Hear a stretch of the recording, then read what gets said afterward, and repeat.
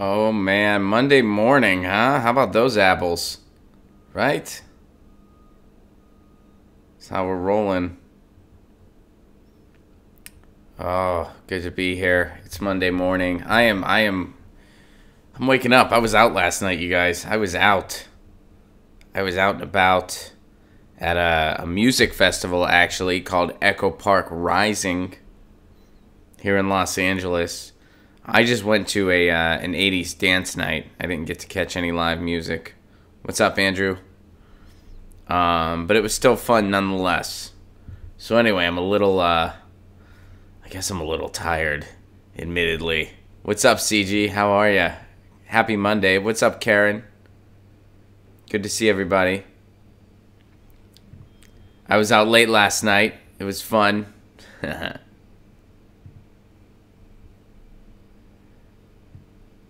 Let me go ahead and close out of... Wait. Yeah, alright. Good morning, Peter Lavelle. How are you? You gotta come join me for one of these days. What's up, Liberal Discord? What's up, Daniel? Partying 80s style. Yes, indeed. Yes, indeed, I did. It was a good time. A lot of Smiths, some Cure. I had my Cure t-shirt on. I got some compliments on it, which was nice. Good morning, Chris. Good morning, Balthazar. I know, or good afternoon or good evening. It's morning where I'm at. And I am feeling the morning, but in a good way. I'm happy to be awake. Sam recently talked with a city council candidate in my area about getting municipal broadband. Thanks for the idea. That's freaking awesome. I am thrilled to hear that. I am thrilled to hear that. And let me know when we're at, let me know when we're at 30.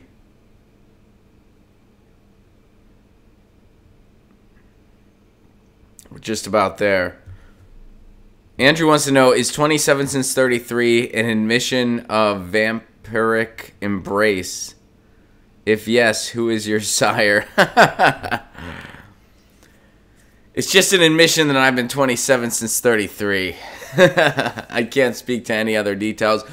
What's up, guys? We are at our mark. Welcome to Get Your News On with Ron, the world's first viewer-curated streaming news show. I am Ron Placone, your host. And what does that mean for any first-timers?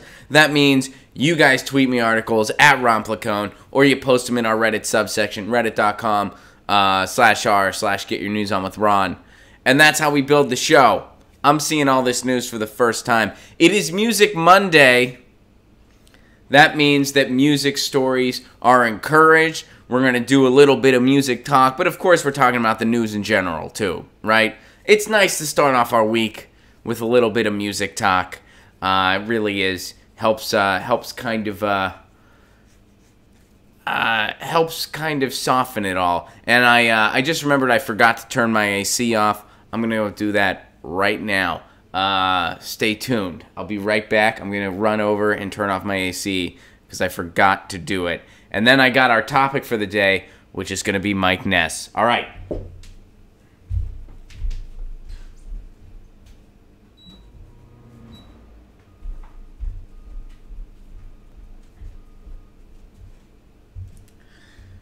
All right, the AC is off. Professional. Totally forgot to turn the AC off. All right, guys. So this happened. This is where we're going to go first today. Some of you guys are probably Social Distortion fans. I myself am a fan of the band Social Distortion. And their lead singer, Mike Ness, had an altercation recently. That kind of is an interesting topic for this show. So let's see what's going on. Social Distortion frontman Mike Ness accused of attacking Trump supporter. So you may have heard of this already. It's been in the news a little bit. But I thought it'd be a fun Music Monday topic.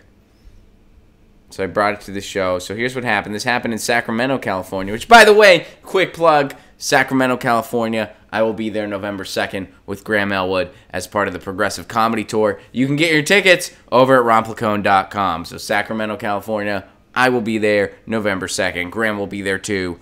You can grab tickets now at romplicone.com. And San Francisco, don't worry, we didn't forget about you. We will be in San Francisco November 3rd. Again, tickets available, romplicone.com.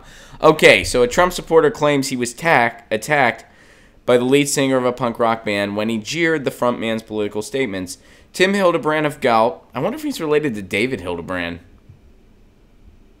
Man, I gotta ask David that. David, the guy that ran for Senate. Now, David's a big progressive, so it'd be interesting if he had a really conservative brother, right? But David lives in Sacramento. This guy lives in Galt, I guess, which is nearby, I'm assuming. Both last name Hildebrand. That'd be interesting. Dave had a conservative younger brother. Anyway, Hildebrand says he grew up listening to the band's music. He's a Social Distortion fan. Never thought he'd leave bloody and bruised. All right, so there's a video of this, and we'll go ahead and watch the video. No, he says, I wasn't able to defend myself because the people in the crowd were holding me back. Hildebrand says the singer gave him 2 black eyes, a busted lip, and a concussion. Wow. Hildebrand says the singer started bad-mouthing Donald Trump in America, and the Republican farmer from Galt didn't like it. I stood pretty much with my silent protest with my middle finger up for the next 2 songs. Ness didn't like that. You can see him motion to Hildebrand. And then he takes off his guitar, and he leapt into the crowd. So, and in other articles I saw, he said something to Mike Ness like, I didn't come here to hear your politics, I came here to hear your music. Alright, so here's the video. We'll go ahead and watch it. You can't see much. We'll go ahead and watch it anyway.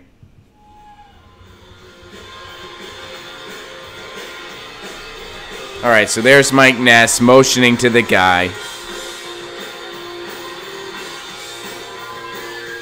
So I guess he acknowledged the guy at this point.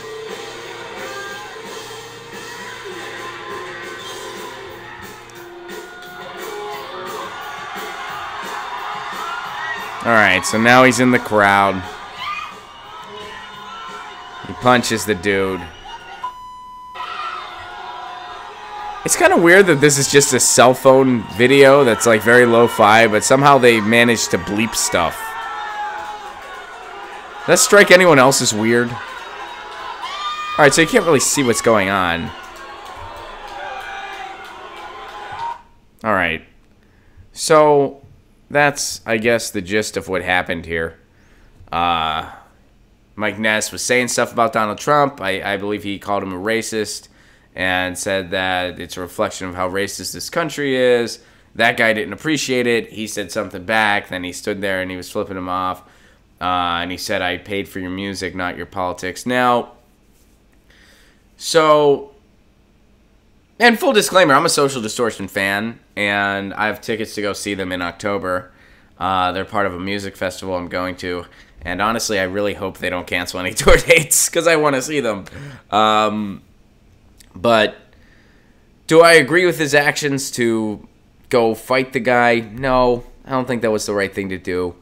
On the same note, as a performer myself, I can honestly say I don't feel bad for this guy. Here's why. There's a couple reasons. First of all, even though the news reports make it seem like he just said one thing and then he stood there in silent protest going like that with his middle finger, I can tell you this as somebody who has been performing for a long time now. Granted, comedy and music are different, but I can tell you this is pretty much a universal truth. Any heckler, they're going to keep doing it till they get your attention. So, this guy admitted that he said something. I'm sure he was continuously saying things. And in the exchange on the video, you can tell he was yelling something to Ness. It's not like he was, like Ness was clearly responding to something. Like you could tell he was listening, he was trying to hear, and he was yelling back. So, I'm willing to bet this guy was heckling continuously to the point where he was distracting other people. So what Mike Ness should have done was he should have said, look, man, You're ruining other people's good times. You want to like Trump, that's your business. At which point, people probably would have booed that guy. Because chances are, politically, this guy was in the minority. And then he could have said, look, either shut up and stop ruining other people's good time, or just get the fuck out. That's what he should have done. You know, I don't think it was a good idea to go into the crowd. And you know, this guy plans on pressing charges. But here's the thing. As far as this guy, it's one thing to stand by your convictions. I encourage standing by your convictions. I think that's a good thing, even if I disagree with them. But there's a difference between, or there's a fine line between standing by your convictions and knowing when to pick and choose your battles. And in this, for instance, you are at a punk rock show. Donald Trump is a massively unpopular president. If there's any space where they're probably going to unapologetically criticize the president, it's at a frickin' punk show. How do you not know that going into it? And is it really a battle worth having in this, for instance? I'll give you a comparison. Let's say, hypothetically, I was at a NASCAR event. This is very much a hypothetical, not my cup of tea. But let's say, for whatever reason, I was there, and they give some pro-war, super nationalistic jargon at the NASCAR event, which maybe they do that, maybe they don't. I have no clue. I'm just trying to, you know, use an example, you know, using an analogy that I feel is applicable. I'm not going to stand up. Say they say something nationalistic, pro-war at a NASCAR event. I don't know if they do that or not, but it's very plausible that they would. I'm not going to be like, that's not true, and do you know what we're doing in Yemen, and I'm protesting now. I'm not going to do that at a NASCAR event. Why? Because I will go to that event knowing that politically I'm very much in the minority. And I have nothing to gain by yelling my convictions at an event where a bunch of people are hammered and want to see a bunch of cars drive around in a circle really fast. I have nothing to gain by that except for a black eye. Chances are there will be people in that audience that don't agree with what I have to say. That'll just beat the shit out of me, and I've gained nothing. That doesn't mean I'm not standing by my convictions. It means I'm picking and choosing my battles like a rational human being. So this guy, you're at a frickin' punk show. You should know, like, what do you have to gain by yelling at a singer? First of all, Mike Ness is 56 years old. He's been through some shit. If he has a point of view about something, you're not going to change his mind by yelling at him at his show. You could have sent if you felt that strongly about it, you could have sent an email after. Hey, Mike, I've been listening to you my entire life. And just so you know, I'm a Trump supporter. Yeah, could you maybe dial it back a little bit? Or explain why you're a Trump supporter. Tell him why. You know, I bet that if he heard a message that, you know what, just because someone supports Trump doesn't mean they're a racist. Some of us have been struggling for 40 years, and we've seen our family struggle for 40 years to put food on the table. And we really like the idea of a non-interventionist. We really like the idea of jobs in our region. It was a lie. He didn't deliver on that, but we were so desperate that we took the gamble on him. And, you know, it's really shitty when people call us racist just because we were desperate for jobs. So we bought what this guy was selling. Because, you know, again, Donald Trump offered people snake oil. Hillary Clinton offered them no oil. So some people rolled the dice. I get it. I really do. That doesn't make them racist. Are some racist Trump supporters? Abso-frickin-lutely. Is that part of it? Of course. So, send him that email. You know, but, again, and if all this guy did was just stand there with his middle finger up and didn't say anything, Mike Ness should have just ignored it. Honestly. He should, like, just, you know. But, you're playing music, adrenaline's high, you felt disrespected. Again, I wish he would have just told the guy to leave. You know, chances are this is going to go to court. I don't know if Social Distortion will cancel any tour dates over it. But again, this guy admitted that he said some stuff. And I can guarantee you, in my experience, when a heckler says they said some stuff, it means they said a lot. So I'm willing to bet that this guy was really being distracting. Because first of all, if he just stood there like this, there's a good chance Mike Ness wouldn't have even seen him. So, I mean, he says that he said some stuff. He definitely did, because by his own admission he did. I guarantee you he probably said a lot. It wasn't like he just made one statement and then, like, I guarantee you he was likely being distracting. So, I don't have much sympathy for the guy. You know, you're allowed to disagree with a musician you came to see. But you know what?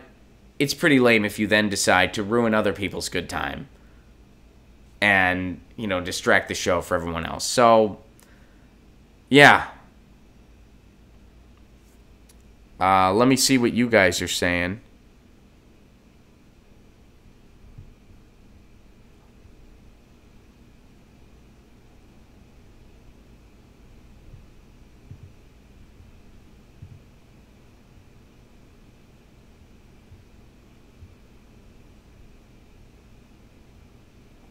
Can you guys hear me?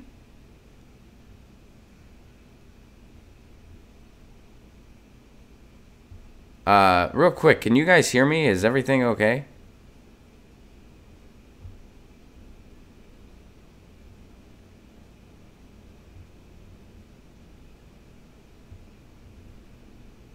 Yes.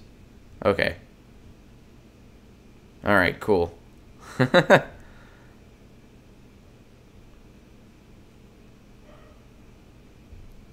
All right, let's see what you guys are saying.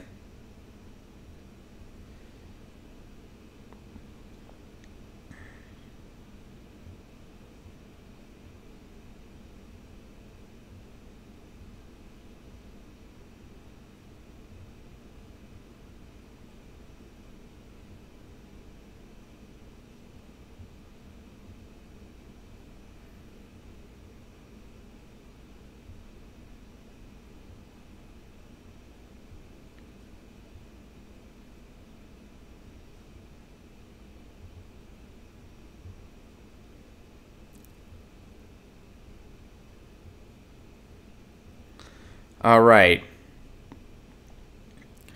Chris says, have the guy kicked out, simple. I agree. Jilly says, don't like the show, leave. I agree.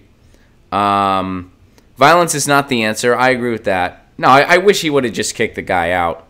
Disagree here, Ron. You can't just assault people as a frontman of a band with thousands of fans helping you out. I never said you could. This band should be banned from venues, in my opinion. I don't know about that. I mean, if you banned every band that had an incident like this, there's a lot of bands that wouldn't be touring anymore. Bands easily kick out hecklers all the time. I agree with that. He should have just kicked the guy out. I never said I agreed with his actions. I did say I don't feel much sympathy for this guy. And I don't. Let's see. It's like what happened with Ben Weasel. I'm not familiar with that, but I've never heard anybody have a good thing to say about Ben Weasel. I'm not familiar with what you're referring to, Mike, but I've never heard anybody say something nice about Ben Weasel. He's apparently not a very nice guy. Let's see. Punk was ruined after the skinheads took over. I don't think the skinheads took over. But yeah, that has been an issue for a long time now, since the 80s. If you're a performance artist and you don't know how to handle hecklers other than violence, then you shouldn't be in that line of work. I'm sure this wasn't the first heckler Mike Ness has dealt with. In this case, did he handle it poorly? Abso-frickin-lutely. But does that mean he should never get to perform again? I think that's a bit much. Let's see.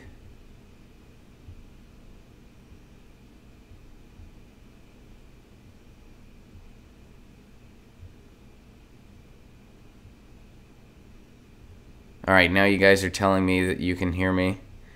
Musicians have the same right as anyone else to an opinion. Flipping the bird is antagonistic, but he could have easily had a security or crew member throw his ass out. Steve, you're absolutely right. Well, let me ask this. I agree that his actions were wrong. Mike Ness was totally 110% wrong. But do you guys feel sorry for this guy? See, I don't feel sorry for the guy because he was heckling. He was disrupting other people's good time. And it's like, dude, pick and choose your battles. I don't feel sorry for the guy. Was it wrong? Yes.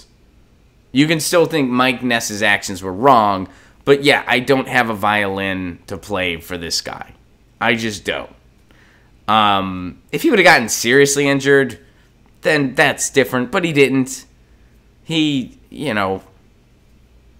when band members leave the stage to fight a fan personally, I think they lose the privilege to play.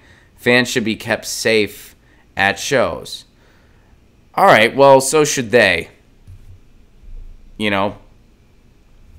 And they should be safe from other fans as well.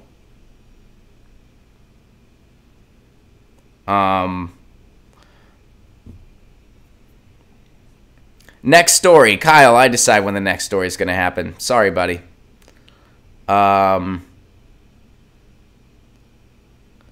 Anyone else notice that Facebook is censoring comments with the not all comments are showed because most relevant is selected? They've been doing that for a long time. I would bet this Trump supporter does not do the same thing at another punk rock show.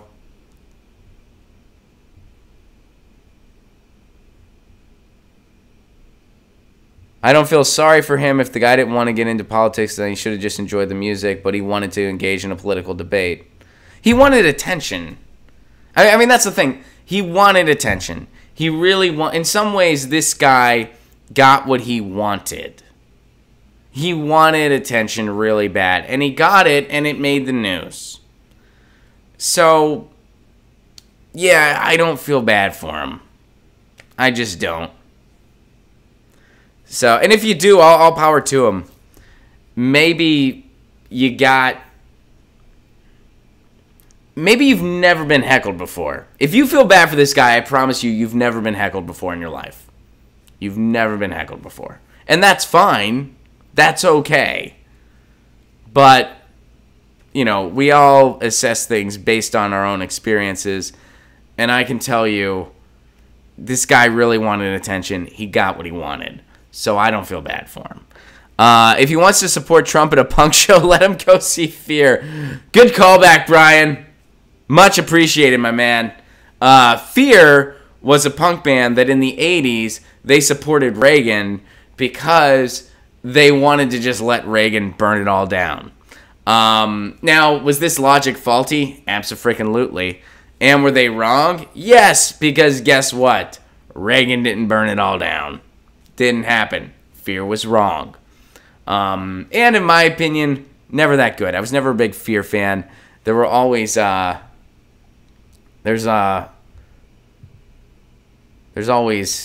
there's some better punk bands from that era in my opinion. I like Fear, don't get me wrong.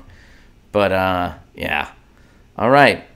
So that's about all I have to say about it. Disagree with Mike Ness's actions.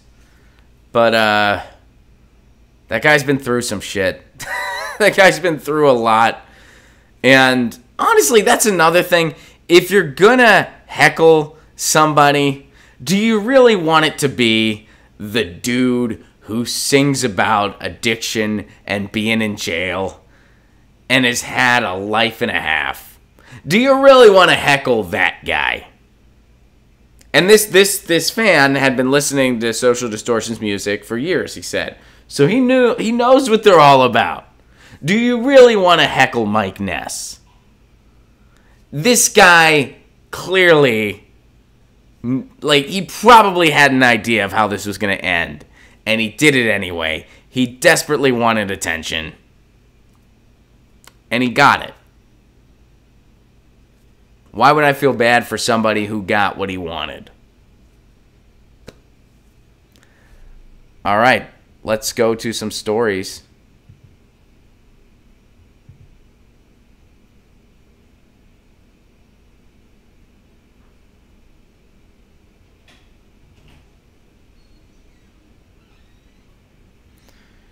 Dark Star flashes. I don't think he should have hit the guy. Maybe he could have motioned for security. Absolutely. Or at least send him to the back where he wasn't within eyesight of the band or the stage. Sure, that would have been an option too. No, I'll clarify. Again, I disagree with his actions. You can disagree with somebody's actions and still say, I don't feel bad for this heckler either. You can have both those things. I do disagree with Mike Ness's actions. He should not have fought the guy. That was wrong. But I don't feel bad for the heckler. Because I think the heckler got what he wanted.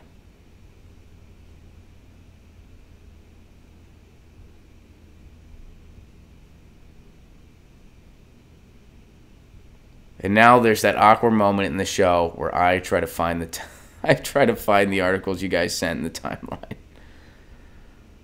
I know there was an update on Pope Francis that I think... Oh, yeah. All right. So this is from Edwin. We'll start here. I'll go ahead and I'll give this a Get Your News On With Ron retweet. We're live on Twitter, too, by the way, and Facebook. But I only do the chat and the YouTube. I can only have one chat.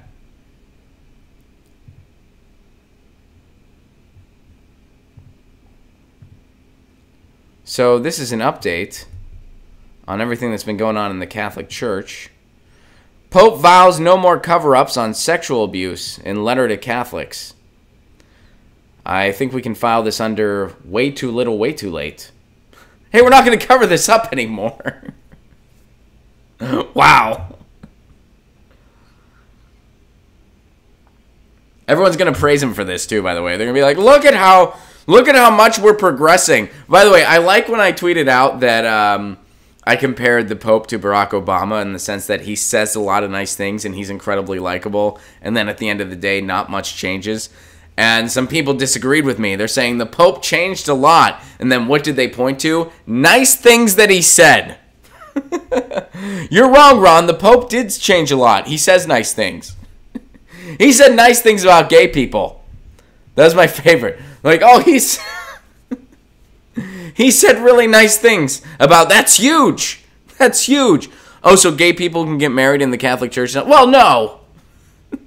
They're still openly discriminated against. But he said nice things about them. Look, I went to Catholic school for 14 frickin' years. I have had this shit shoved down my throat. All right? I still remember a lot of the dogma. I wish it left my short-term memory so I could free it up, or my long-term memory, rather, so I could free it up for shit that actually matters. But I still got some of it floating around. It's always been love the sinner, hate the sin, quote-unquote. That has always been. So my family's Catholic. We have had gay friends our entire lives. Now, my family was a little different. They taught me that that was wrong. When I was young and I asked questions, I was like, gee, the church teaches that gay people are going to hell and being gay is terrible, but, Mike and Ray are great people. They're our friends. My parents sat me down and they taught me that we don't agree with that stuff. So my family was a little different. But the church as a whole, they would always say, love the sinner, hate the sin. That hasn't changed. That hasn't changed. That's still their logic on it all. So yeah, he says nice things. All right, so anyway, let's get to this. Pope Francis, facing sexual abuse crises in several countries, wrote an unprecedented letter to all Catholics on Monday, asking each one of them to help root out this culture of death and vowing there would be no more cover-ups. In a highly personal letter addressed to the people of God, church language for all members, the Pope appeared to be launching an appeal for all Catholics to face the crisis together and not let it tear the church apart. That's his first thing. Not how are we going to help the victims. Not how are we going to solve this systemic issue. Not here are some consequences that are for sure going to happen. But let's not let this tear us apart. First and foremost, let's not let this tear us apart. How is that any different than when a cop shoots an unarmed person and the other cop goes over to them and says, we're going to get you through this? Looking out for the herd first. Taking care of your own. And by your own, you mean the people that stuck around. The victims don't matter that much because they're not members anymore, in most cases.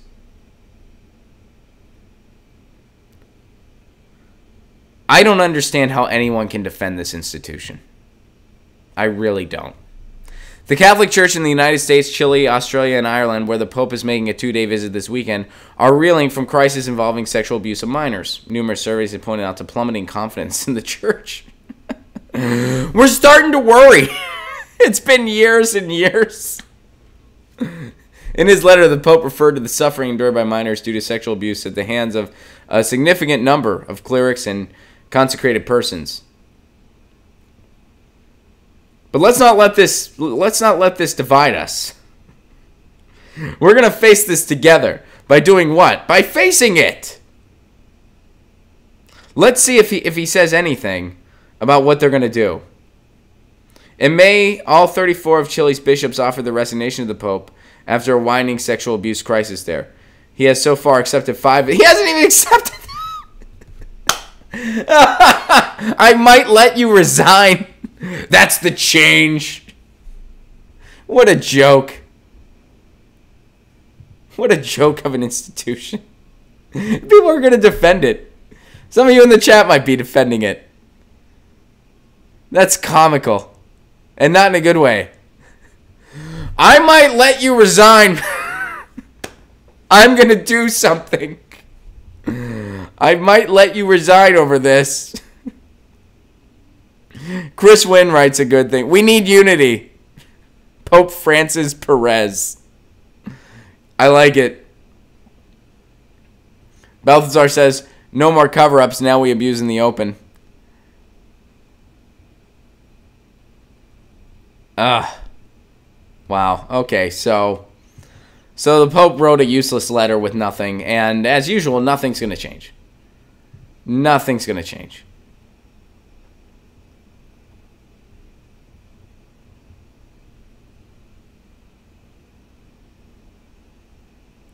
Seawalk recommends Chance the Rapper's new music.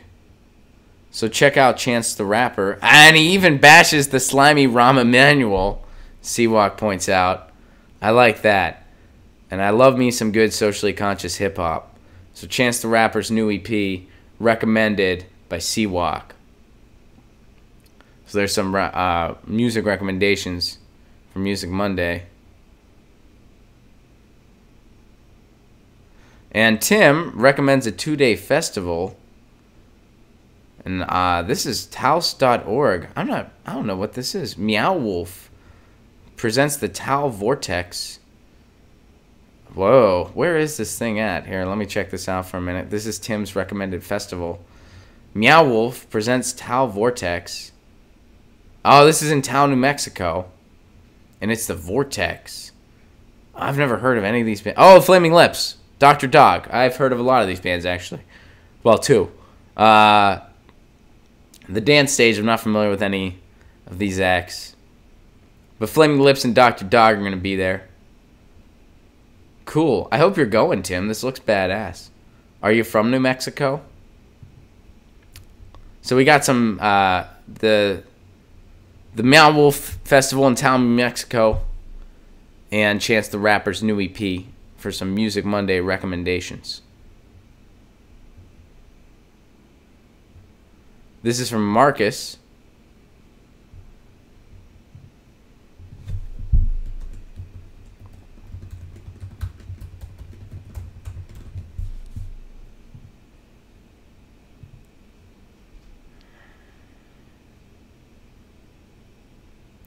All right, and this has something to do with VIPs. So let's see what this is all about. VIPs asked Twitter to restore Van Buren's account.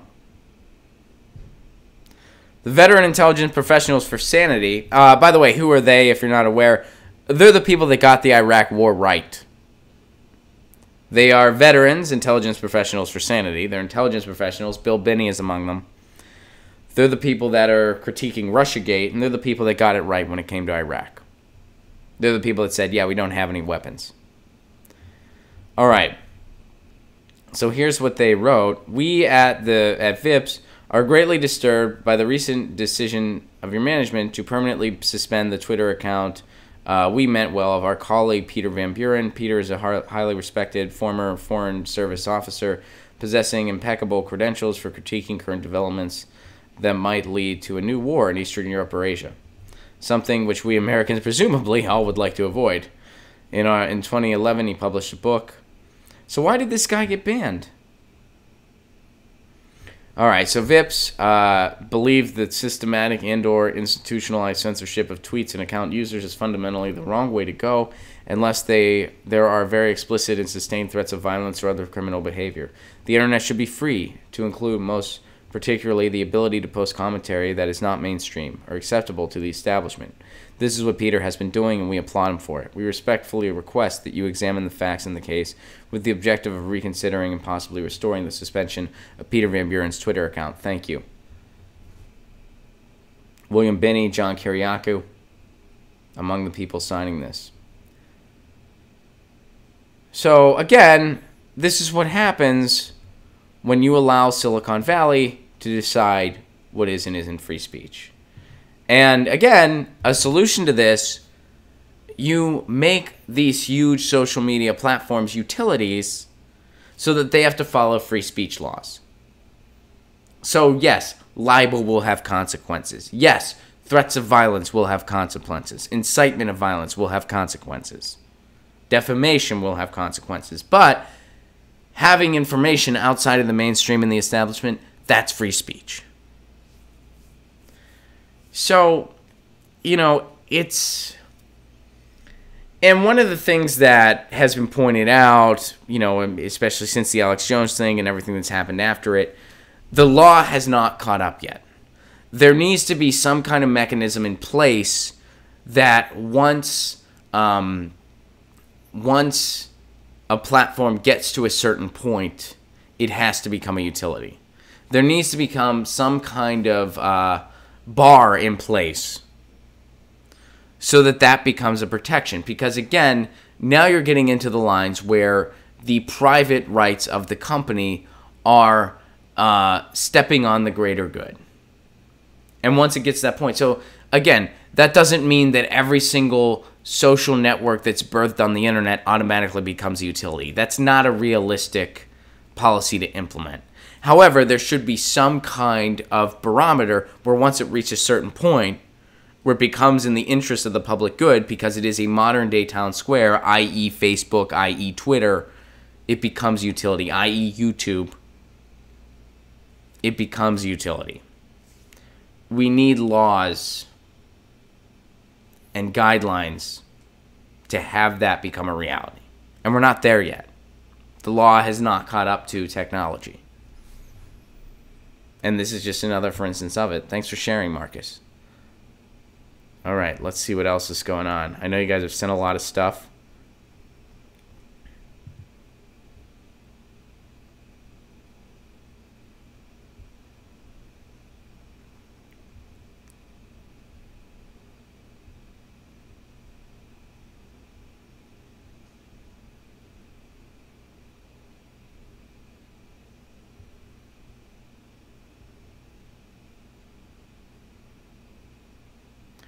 Sam, as a fellow Death Cab for Cutie fan, I'm wondering what your take on this album ranking is.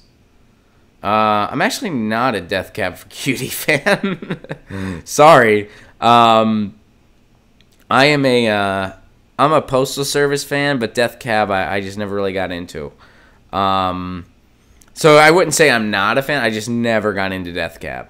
I was really into the Postal Service and just never made the transition into Death Cab.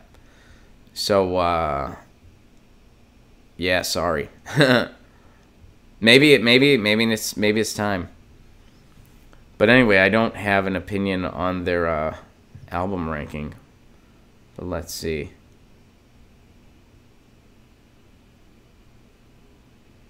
Oh, Ben Gibbard ranks their albums. Yeah, I got I wouldn't be able to offer any insight, Sam. I'm sorry. But But yeah, I'm not fluent enough in Death Cab's catalog. You know. Let's see. Mastodon. Yeah, I'm looking into it. I think I might join that. Is anyone else here? Let me go to the chat, see if any of you guys are on it. Are any of you guys on Mastodon? Maybe he thought your death shirt was a Death Cab shirt. It's possible. I mean, I like Ben Gibbard's songwriting. I just never got into Death Cab, so I wouldn't have any insight, unfortunately.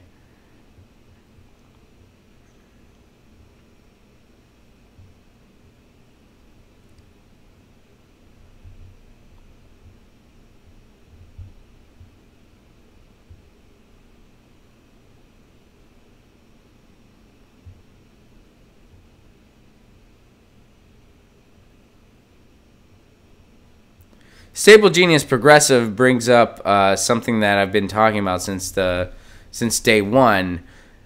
You know, whenever people say Alex Jones did in fact violate the First Amendment, I don't agree or disagree with that. The reason I don't agree or disagree is because A, I'm not fluent in the guy's catalog, and B, I'm not a lawyer. But what I'm saying is let a court of law decide that. And if they do, again, if Alex Jones is found guilty of violating the First Amendment, he should be deplatformed. That's totally different. But again, let a court of law decide that, not Mark Zuckerberg and his friends. Not some vague terms of service. I mean, anyone's entitled to due process. So, that's why when this whole thing came to the surface, I'm like, no one's defending Alex Jones. I'm not defending Alex Jones. I'm talking about a principle. And it's been scary to me how many people can't see the difference between those two things because they hate Alex Jones that much, and their tribal instinct is kicking in. We're in a really tribal time, and not in a good way. I don't know if that can ever be a good way, but you know what I mean. Here's something about Gavin Newsom from Seawalk. We'll go here next. And then we're getting to about that time, guys, so we'll end with some chatty chat stuff.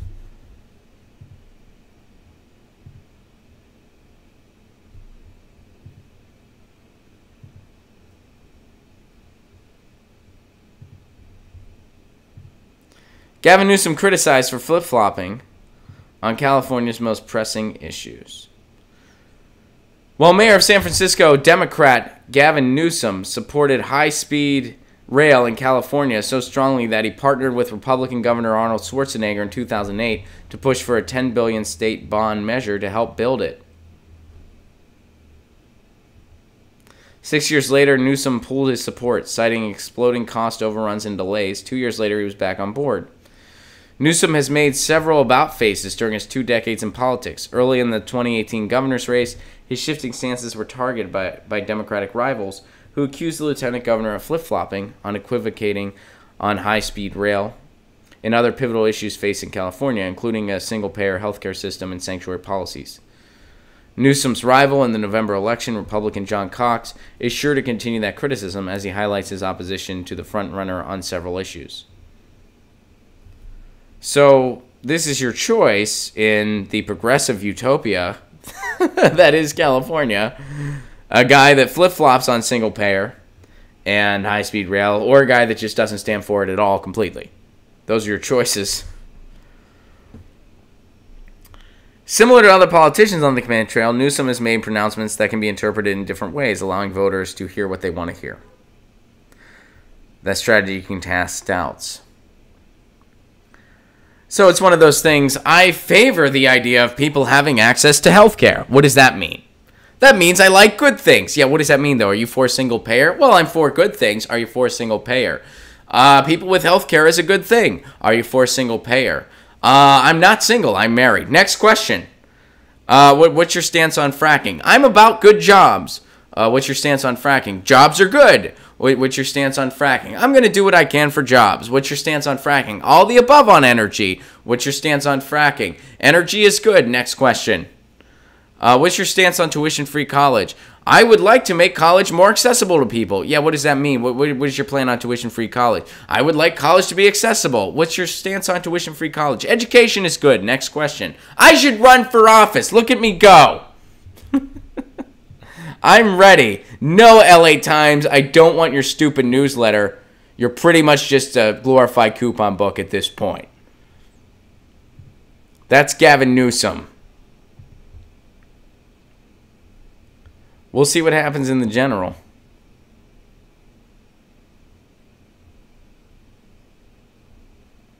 We'll see what happens.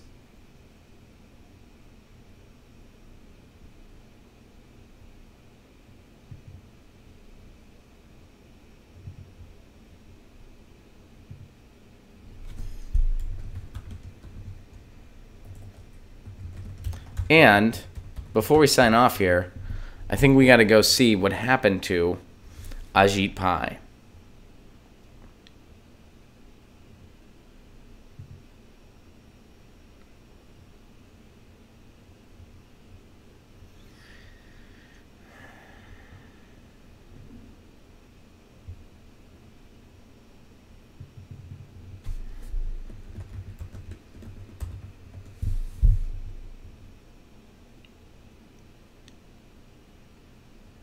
So the most recent article I'm seeing is still from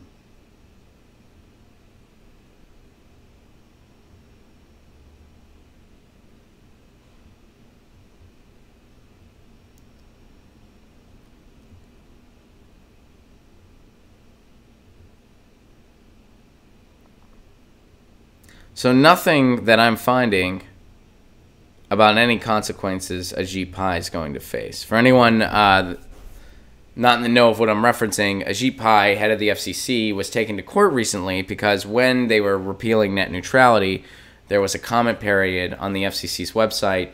The website went down from so many comments. The FCC claimed they had a cyber attack. That was a lie.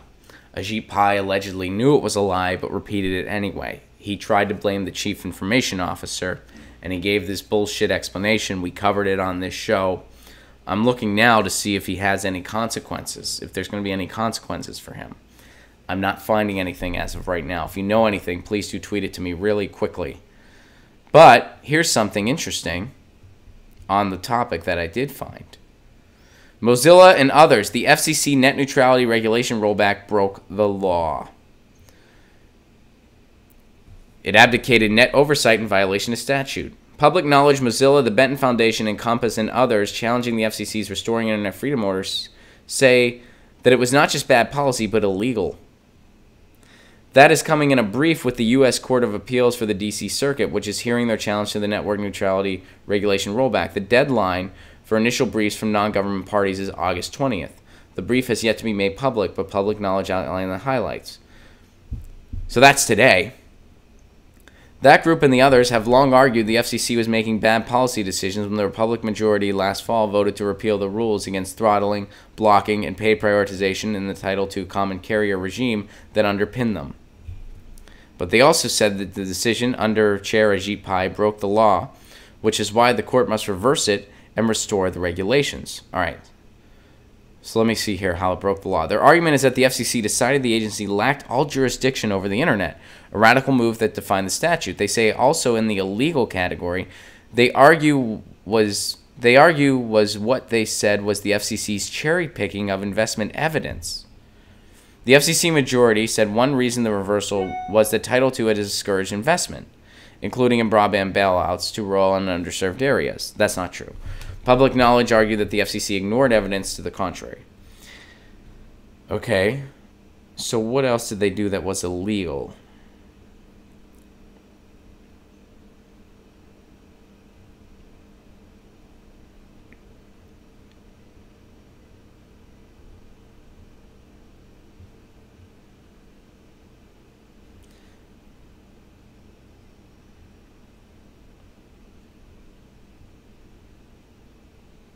So their argument is that the FCC, I'm going to read this paragraph again. Again, this is my first time seeing it. I find it a little confusing. Their argument is that the FCC decided the agency lacked all jurisdiction over the internet, a radical move that defined the statute, they say. Also in the illegal category, they argue was what... I feel like that's got to be a typo. Also in the illegal category, they argue was what they said was the FCC's cherry-picking of investment evidence to justify the predetermined outcome of reversing the Title II classification. All right, was that a wonky paragraph, or am I just still waking up? You guys tell me. Can anyone explain that? So I think what they're saying, is that needs another comma after they argue. All right, thanks, Mark. I was like, wait, where are they? All right, so yeah, it's definitely a typo. All right, so I'm not crazy. I mean, I am, but you know. So I think what they're saying is the FCC decided they have no jurisdiction over the internet, which isn't true. They're an elected agency to kind of protect these mediums. So there's that. So that's just not true. That's a lie. They're saying that's illegal. And then they're also saying that the investment argument that the FCC made was based on very, very skewed data, which of course is completely true.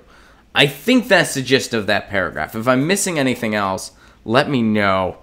But that was, yeah, Brian summed it up. Wonky AF. I think Brian nailed it. But I think that's the gist of what they were saying. So this is a good thing because, again, it prolongs the net neutrality battle, which means the ISPs aren't going to do anything to hurt our internet. That's what that means. We're dragging the feet here. So whenever a court case goes to the FCC regarding this, whenever people protest, whenever states try to enact net neutrality laws, even if it doesn't get the exact result we want, it's still a good thing because ISPs can't act on taking advantage of the net neutrality repeal. ISPs meaning internet service providers, which this means because something's going on in court, they're not going to enact a new policy that makes you pay $20 extra a month for Twitter because they don't know if they're going to be able to enforce it or not. So they're not going to do it because their main concern is just making money. That's all they care about. So they're like, we're not going to instill these new price barriers on consumers because we don't know if we'll be able to enforce it or not.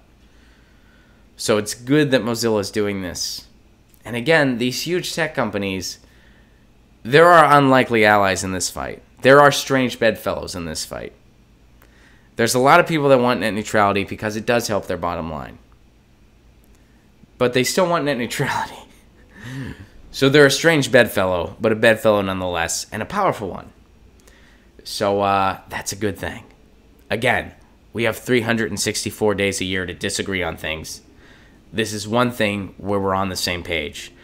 And I think net neutrality is so important. I know it's so important. We wouldn't be here if we didn't have it, by the way. This wouldn't happen. So let's take the strange bedfellows and be happy that there's some powerful tech giants throwing this at the FCC. It's important. It's important. So let me see what you guys are saying. We'll end it in the chat, and that's all the time we have. Balthazar, I'm not seeing your article, by the way. You said you sent me a feel-good article. I'm not finding it. Oh, and also, a quick correction here. Tim's thing was last week. So, Tim, I guess me wishing you happiness at that festival was a bit off because it already happened. The reason Tim sent that is because he wanted us to turn on to the band Meow Wolf They are bringing music back to northern New Mexico, and you should absolutely check their website, see how they started, and book a ticket to come and see the House of Eternal Return. So, Meow Wolf, Chance the Rapper, and the House of Eternal Return. Recommendations for this Music Monday. Thank you for those recommendations, Tim. Sorry I screwed up the festival information there. Get Your News On With Ron Music Mondays, where he recommends music festivals that happened a couple weeks ago. Guys, you know what? You should really, you know the music festival I want to recommend for this week? Warped Tour. Not upcoming. The one from 2016. And Meow Wolf is an artist collective. Sorry, Tim. Sorry I completely got everything wrong. I'm seeing it for the first time. Guys, I highly recommend Warped Tour 98. You got to check it out. Guys, you know, Ron recommends shit from the past.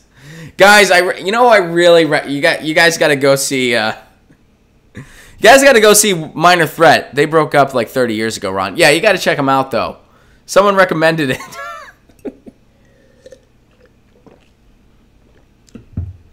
Is Warped Tour completely over this year? I thought it went until like the end of August. I guess it's almost there. When is your next guest, Ron? Celeste wants to know. My next guest is on Wednesday, and it is a guest about MMT. We're gonna be having a Q&A on MMT. I'll be learning a lot, and the guest wanted me to be sort of quiet about them. So I'm going to be quiet. They are a regular viewer of the show, and they also had a participation in the podcast. They asked me that I keep that quiet until they come on as a guest, and then we reveal that to everybody on the day. So I'm going to respect their wishes, and I'm going to do that for them. But I'm excited. They sent me a proposal a while ago to do an MMT episode. I was into the idea, and yeah, it's on the docket. We're finally doing it. So, yeah, that's going to be the next guest. And Balthazar, please resend. We're pretty much out of time now, so please resend that feel-good article tomorrow. Feel-good articles are great, Balthazar. Sorry we didn't get to it, but I'm not seeing it anywhere. But we're gonna end with the. Oh, there it is. All right. Well, we have 2 more minutes, so I'm gonna end on the chat here. I always like to end talking to you guys. This live stream is like soul food. Thank you so much. GHB on MMT. You mean the band? Because that's really funny. The idea of these platforms becoming public utilities is good, Stable Genius Progressive says, but it just isn't close to being reality yet. So in the meantime, until the fight is won, what should be done about Alex Jones? That's a good question.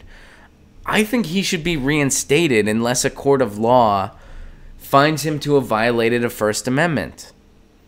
And if people want to take him to court, that they have the right to do that. And if he's found guilty of violating our free speech laws, which again he may have, there's a good chance a court might find him guilty, based on all the cases you hear about.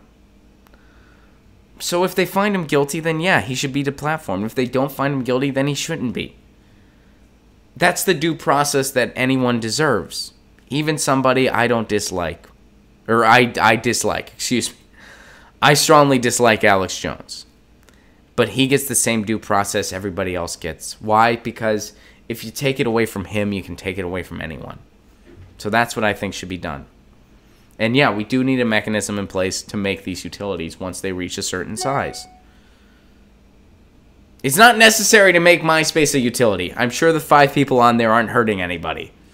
Facebook, different story. So there's got to be some kind of measurement barometer in place. Renee says, don't privatize anything necessary for life. I'm with you. Celeste says, today went fast. I agree. It did.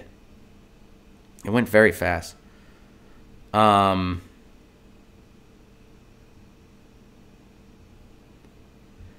Rocky wants to know, am I having somebody who understands MMT on? I'm not sure, Rocky. I think they might just think MMT's a wrestling move. So I'm a little worried. I think they're just like, MMT, dude, I can demonstrate it. I think they think it's a wrestling move. So Wednesday might be weird, you guys. I might be like, so explain the monetary theory. And they're like, money? What are you talking about? I can kill you with my pinky. I'm kidding. If you didn't catch on, I'm kidding. The person that I'm having on does do regular MMT tutorials. So yeah, they're a good MMT guest, and they're going to teach us. My exposure has been rather limited. Not intentionally. I just, haven't really gotten around to digesting it yet. Wanted to do it on the show, and I'm looking forward to doing it on Wednesday. We're going to have a good time, and get your questions ready.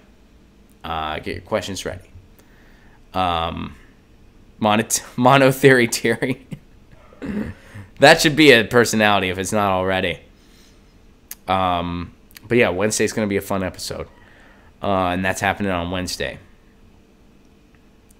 Guys, we are totally out of time. I love you all very much. I really appreciate your participation. I appreciate your thoughts. Balthazar says, screw Facebook. I like Friendster more anyway. We abandoned Tom. Tom from MySpace never did anything. All right, guys. We are totally out of time. You guys are great. Thank you so much for being part of this. We'll be back tomorrow at 10 a.m. Pacific Standard Time. Same bat time, same bat channel. This has been Get Your News On With Ron, the world's first viewer-curated news show. Shout out to our sponsors, ZT.com, ZHIT.com. Their T kind of rules. Check them out online or in person in Austin, Texas if you're near their shop. And if you want to support this on the sustainable end, patreon.com/Ron Placone. Pay what you can level. You get all kinds of perks, including my album delivered to your inbox. Peace, everybody. Thank you so much for being part of this. Happy Music Monday. Happy Music Monday.